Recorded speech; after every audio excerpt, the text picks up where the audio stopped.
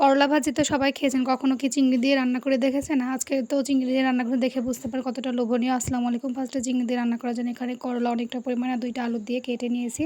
দেখে বুঝতে পারছেন কীভাবে কেটে নিয়েছি। তারপরে তো এখানে অনেকটা পরিমাণে চিংড়ি নিয়ে নিয়েছি। এটা ছোটো সাইজের চিংড়ি, আপনারা চাইলে বড়টাও নিতে পারেন। তারপরে এখানে কাঁচামরিচ আর পেঁয়াজ নিয়ে নিয়েছি অনেকটা পরিমাণে। যদি পেঁয়াজ তেতো লাগে তাহলে একটু বেশি করে পেঁয়াজ দেবেন, তাহলে কম তেতো লাগবে করলাটা।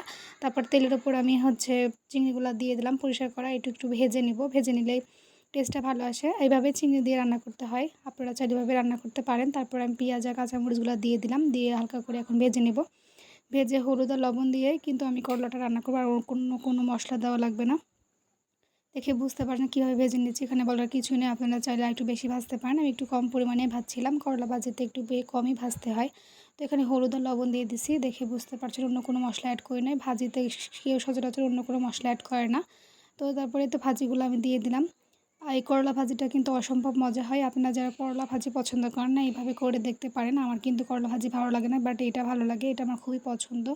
আমি একদিন খাই প্রেমে পড়ে গেছি। আপনারা চাইলে রান্না করতে পারেন। দেখে বুঝতে পারছেন কতটা লোভনীয় হয়েছে। এই তো আমার করলা ভাজি করা শেষ।